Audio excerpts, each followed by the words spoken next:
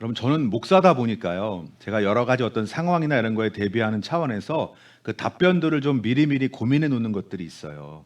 성도님들이나 아니면 다른 분들이 저한테 이제 질문을 하면 제가 어떻게 대답을 해야 될까 미리미리 고민해 놔야 되겠죠, 그렇죠? 그 중에 하나가 이겁니다.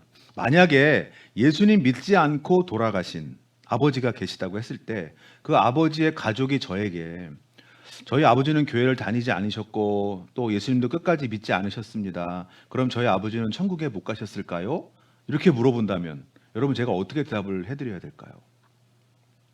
여러분이라면 뭐라고 대답해 주시겠어요? 모릅니다. 예수님을 믿지 않, 저는 이제 목사니까 또 모릅니다고 할 수는 없어요. 예수님을 믿지 않았으니까 천국에 갈 수 없는 건 맞죠. 그렇죠? 어, 제가 그렇다고 해서 또 그분에게 그렇다고 해서 예, 아버지께서 천국에 못 가셨습니다. 지옥에 가셨습니다. 이렇게 말씀드릴 수는 또 없는 거 아니겠어요? 그래서 제가 고민하다가 제가 찾은 답은 이거였습니다. 예, 분명히 예수님 믿지 않는 사람은 천국에 갈 수 없습니다. 하지만 아버님께서 정말 예수님을 끝까지 믿지 않으셨는지는 우리가 알 수 없습니다. 끝까지 살아있는 것이 사람이 귀라고 하지 않습니까? 아버지께서 눈을 감고 계셨을지라도 혹시 옆 침대에서 누가 나누는 대화 속에서 예수님의 이야기를 듣고 믿게 되셨을 수도 있고, 또 혹은 돌아가시기 직전에 누군가 전했던 복음이 생각나서 그 순간 예수님을 찾았을 수도 있습니다. 아니면 예수님께서 정말 큰 은혜를 베푸셔서 아버님 앞에 환상으로 나타나셔서 아버님이 예수를 믿게 되셨을지도 모릅니다. 그러니 우리는 단정 지을 수는 없습니다. 그저 그 은혜가 아버님에게 임하였으리라 믿고 희망을 가집시다. 이렇게 말씀드리는 것이 저로서는 최선이라고 생각합니다. 그리고 이것은 단지 그분을 위로하기 위해서 억지로 지어내는 얘기가 아니라요, 실제로 충분히 일어날 수 있는 일입니다. 그리고 어쩌면 오늘 본문이 이것이 충분히 일어날 수 있는 일이라는 것을 입증할 수 있는 이야기가 아닐까 싶어요. 여러분, 예수님께서 태어나실 때 어디서 태어나셨죠? 베들레헴 어디? 구유에서 태어나셨어요? 태어나신 곳은 마구간이라고들 하잖아요, 보통. 그렇죠? 누이신 곳이, 태어나셔서 누이신 곳이 어디라고요? 마구간? 거꾸로 얘기하죠, 우리 권사님. 누이신 곳을 보통 뭐 말구유다 이렇게 얘기하잖아요, 그렇죠? 지금 뭔가 이상하다는 것을 감지하셨기 때문에 지금 대답을 안 하고 계세요, 우리 권사님. 한번 볼까요?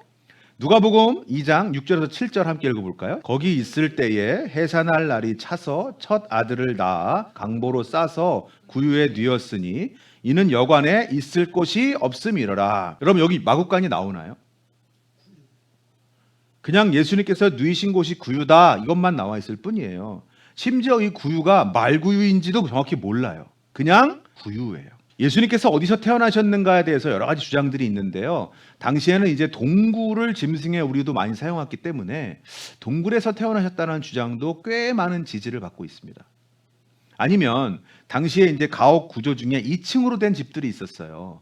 1층에는 주방이라든가 아니면 짐승 우리가 있었고요. 2층이 이제 가족들이 주로 생활하는 그런 곳이었습니다.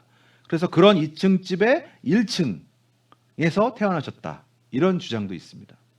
아무튼 간에 말을 기르던 마구간인지 소를 기르던 외양간인지 아니면 양을 기르던 우리인지 우리가 알 수 없습니다.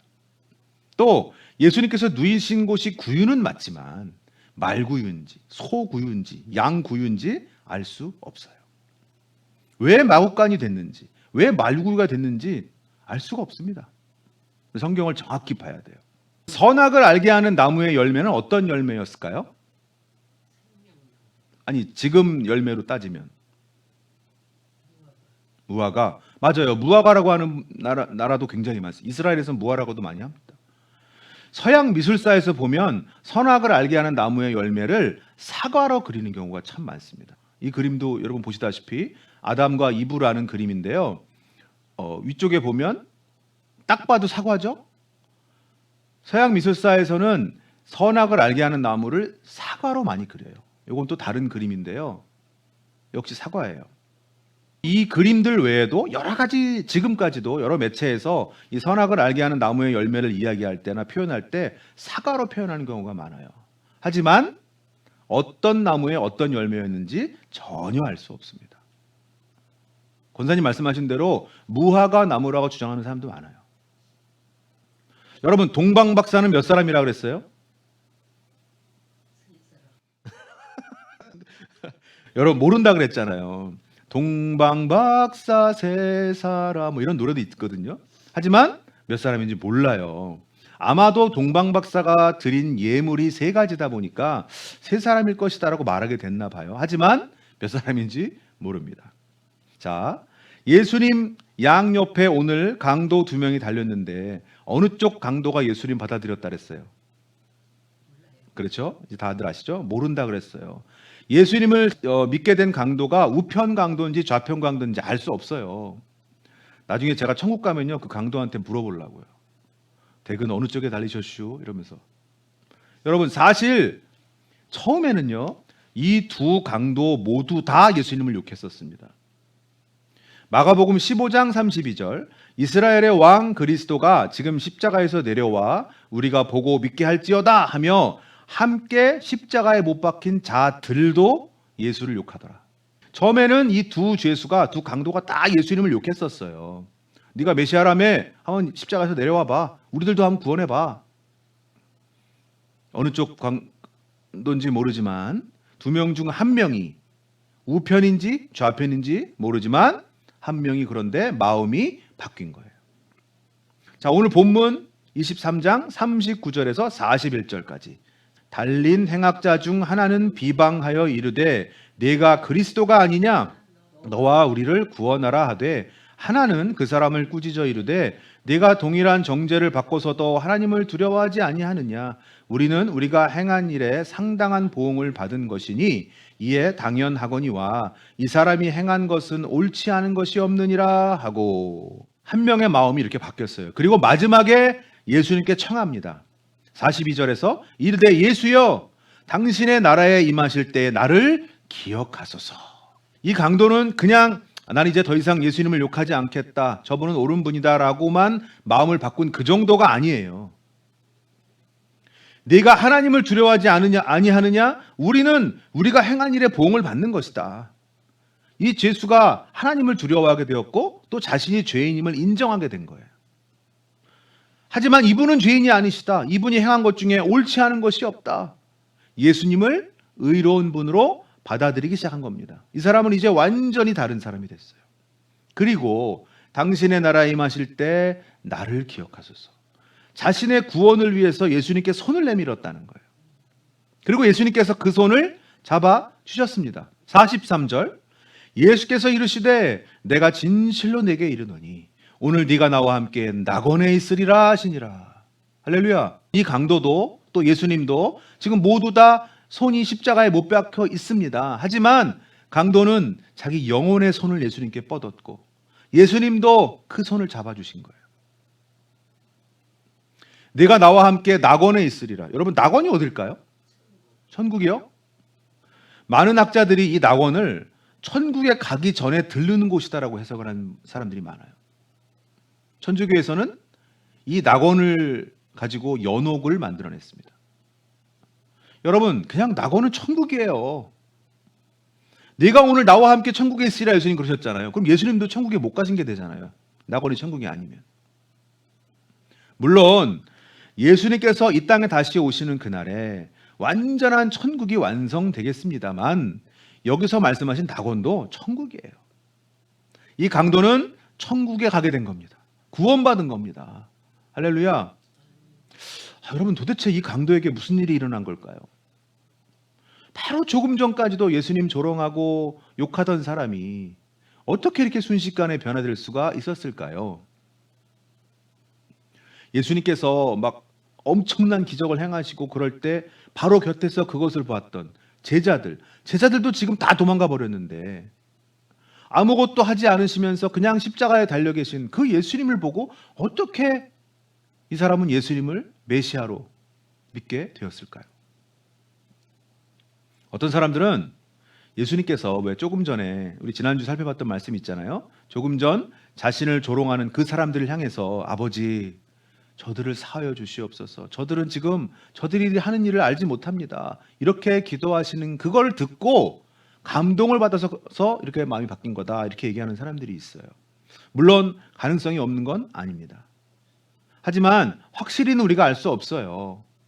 무엇이 그의 마음을 바꿔놓았는가 우리 확실히는 알 수 없습니다. 하지만 확실한 것은 이 짧은 시간 동안에 그에게 놀라운 변화가 일어났고 그로 인해서 그가 구원을 받았다는 거예요.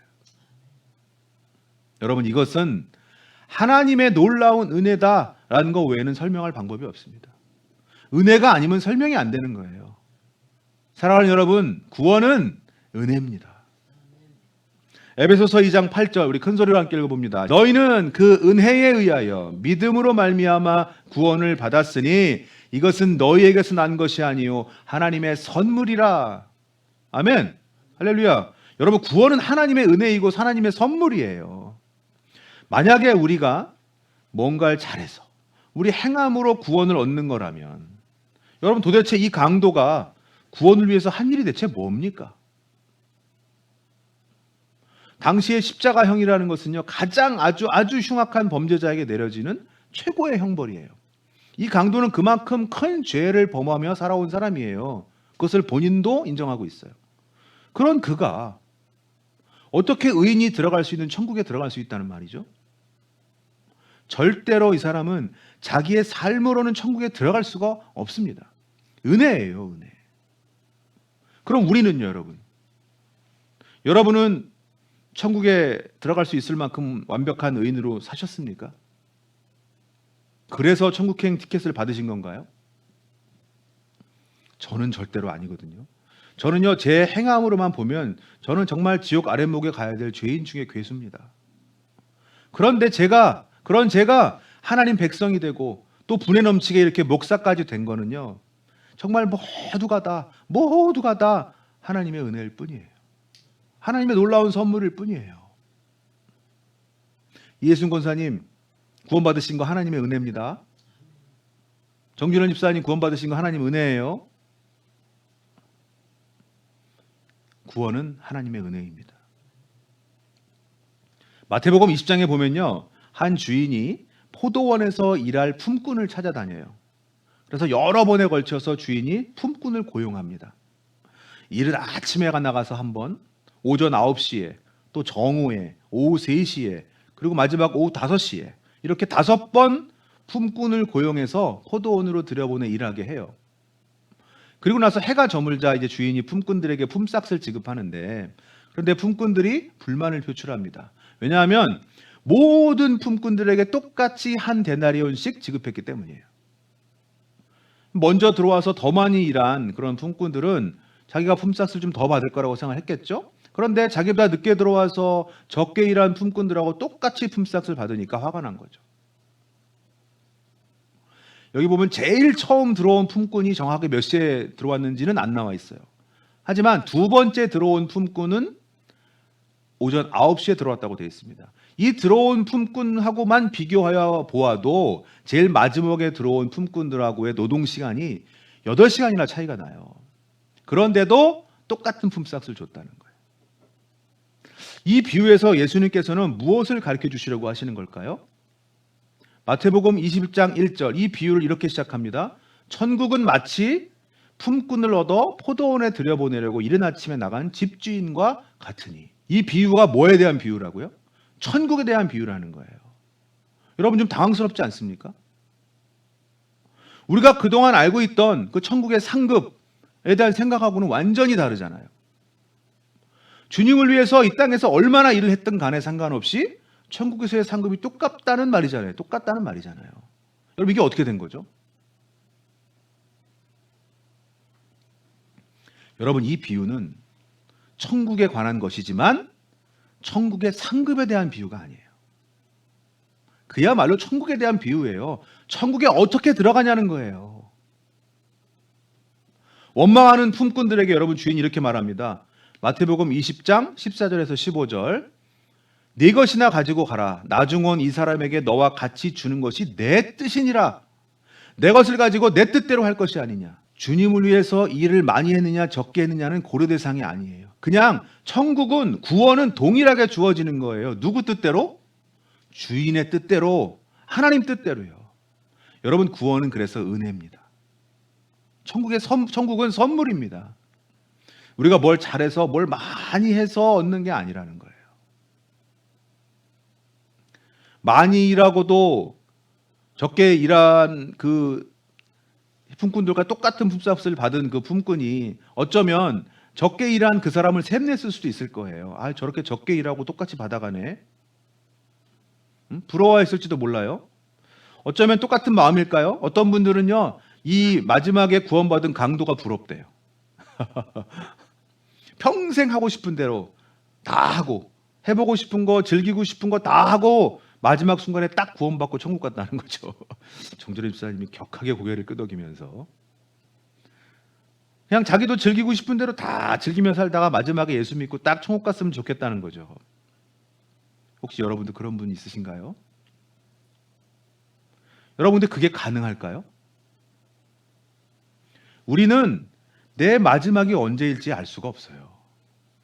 이 강도는 그나마 자신의 끝을 알 수 있었습니다. 하지만 나는 내가 나의 마지막이 언제인지 알 수 있을 것이라는 보장은 전혀 없다는 거죠. 설사 나의 마지막 순간을 알 수 있다고 쳐보자고요. 그러면 그때 내가 믿고 싶다고 믿어질 수 있을까요? 옆에 있던 다른 강도를 생각해 보세요. 그 사람은 결국은 그렇게 끝까지 예수님 받아들이지 않고 천국에 가지 못했어요. 예수님을 직접 눈으로 보고 있으면서도 믿지 못했어요. 그런데 내가 그 마지막 순간에 예수님을 믿게 되리라는 보장이 어디 있죠? 구원받는다는 보장이 어디 있습니까? 그냥 그 순간에 내가 입술로만 고백한다고 구원받는 건 아니잖아요. 이건 너무나 위험한 모험이에요. 제가 참 좋아하는 워렌 위어스비 목사님이 쓰신 예수님의 십자가라는 책에 보면 이런 구절이 있어요. 이 도둑은 마지막 기회에 구원을 받은 것이 아니라 첫 기회에 구원을 받은 것이다. 우리는요, 이때가 강도의 마지막 기회였다고 생각하지만 사실은 그에게 첫 번째 구원의 기회였다는 거예요. 그리고 그는 그 첫 기회를 놓치지 않고 잡았어요. 여러분, 구원의 기회는 잡을 수 있을 때 잡아야 됩니다. 솔로몬 왕만큼 세상에 누릴 수 있는 거 다 누려보고 또 다 해본 사람이 있을까요? 그런데 솔로몬의 말년의 고백이 뭐죠?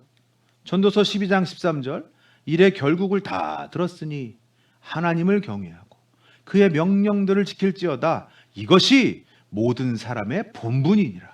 자기가 해보고 싶은 거 다 해보고 즐기고 싶은 것도 다 즐겨봤지만 결국 결론은 하나님을 경외하고 하나님 명령, 하나님 말씀을 지키며 사는 거, 그게 인간의 본분이더라는 거죠. 어떤 분들이 또 그러세요. 솔로몬은 자기가 해보고 싶은 거 다 해보고 가지고 싶은 거 다 가져보고선 나서 그런 소리 한다고. 여러분, 아닙니다. 겪어보지 않고 깨닫는 게 복이에요. 저는 30대 중반이 돼서야 예수님 제대로 만났잖아요. 뒤늦게 예수님 만났는데 그전에는 정말 제가 하고 싶은 대로 다 하고 살았습니다. 세상의 맛을 즐기며 살았어요. 그리고 이제 30대 중반 이후부터 이렇게 주님을 섬기면서 다행히 살고 있습니다. 제가 조금 더 세상을 즐기다가 이쪽으로 넘어올 걸 그랬다고 제가 지금 아쉬워하고 있을까요? 절대 아닙니다. 오히려 왜 내가 조금 더 일찍 예수님 만나지 못했을까? 그것이 더 아쉽습니다.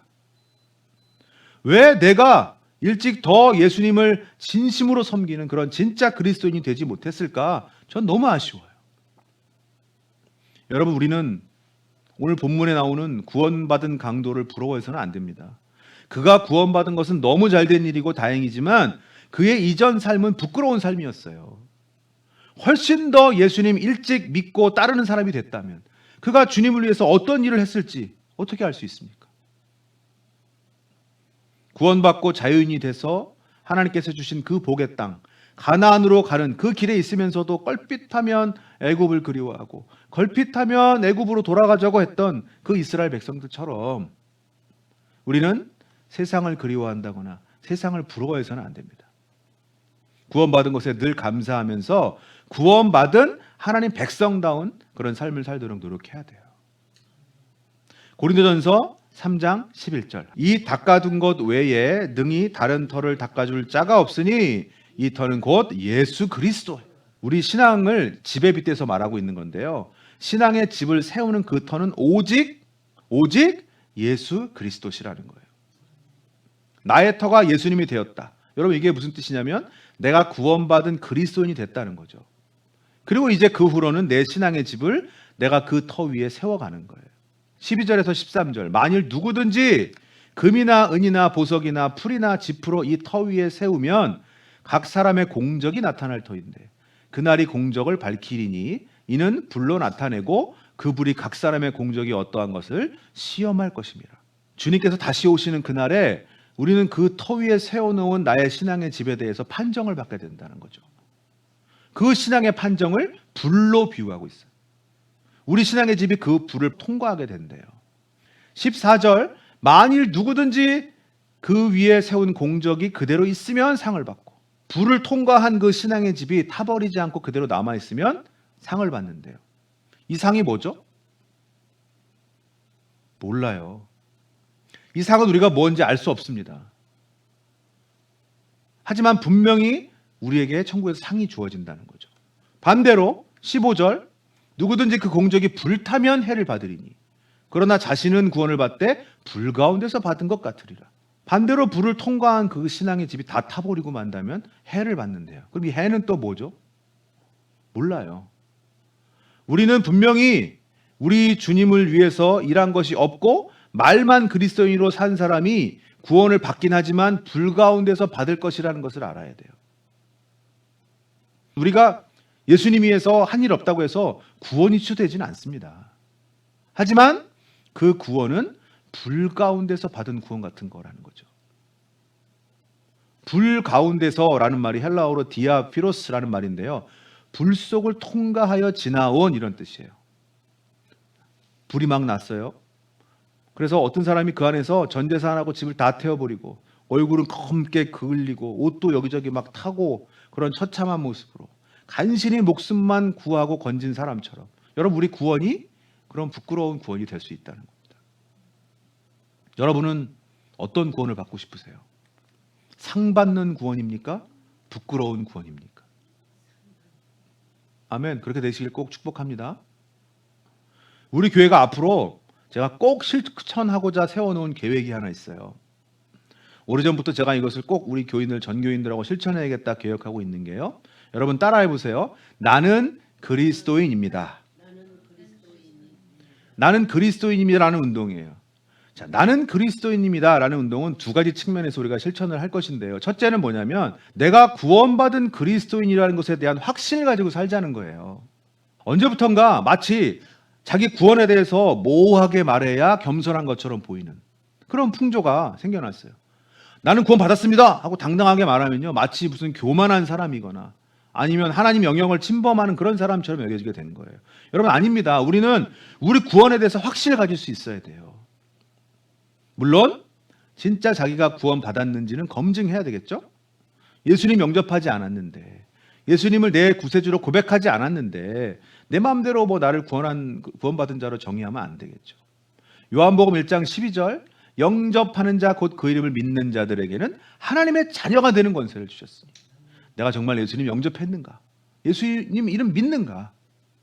로마서 10장 9절에서 10절 네가 만일 내 입으로 예수를 주로 시인하며 또 하나님께서 그를 죽은 자 가운데서 살리신 것을 내 마음에 믿으면 구원을 받으리라. 사람이 마음으로 믿어 의에 이르고 입으로 시인하여 구원에 이르느니라.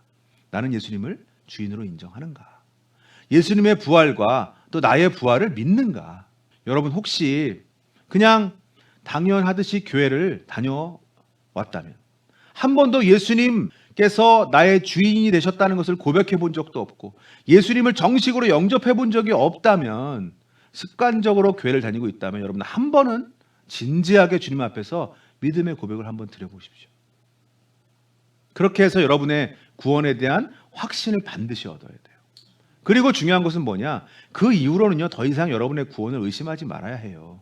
여러분 계속 그냥 여러분이 구원에서만 오락가락하고 있으면요 그 다음 단계로 더 이상 나갈 수가 없거든요. 그 다음 단계는 나는 그리스도인입니다라는 구원의 고백을 확실히 할 수 있게 됐다면 그 다음 단계는 두 번째 그리스도인다운 나의 삶이에요. 자신 있게 내가 그리스도인이라고 말할 수 있을 정도로 그리스도인다운 삶을 좀 삶의 모습을 보이며 살자는 거죠. 우리 한마음교회는요, 이 두 가지 그리스도인이라는 고백 운동을 앞으로 열심히 할 겁니다. 사랑하는 성도 여러분, 우리는 구원받은 그리스도인입니다. 주님이 머리 되신 이 교회의 성도들입니다. 이제 우리가 할 일은 무엇이냐? 그리스도인다운 삶을 통해서 우리 상급을 쌓는 거예요. 어떠한 불시험에도 타버리지 않는 신앙의 집을 지어가는 겁니다. 그래서 이 땅의 삶을 다 마치고 우리 사랑하는 주님 앞에 갔을 때 잘했다, 나의 사랑하는 제자야. 잘했다, 이해순 권사. 이렇게 칭찬받는 그런 저와 여러분 되기를 소망합니다. 여러분, 세상을 부러워하지 맙시다. 우리가 구원받은 것은요, 정말 하나님의 큰 은혜고 큰 선물이에요. 세상 사람들이 저렇게 즐기며 사는 거, 세상 사람들이 누리며 사는 거 여러분 부럽지 않습니다. 오히려 우리가 주님과 함께하며 누리는 이 큰 기쁨을 그분들에게도 누릴 수 있도록 열심히 전하는 우리가 되어야 합니다. 우리 모두 견고하고 또 아름다운 그런 신앙의 집을 함께 차곡차곡 만들어 갑시다.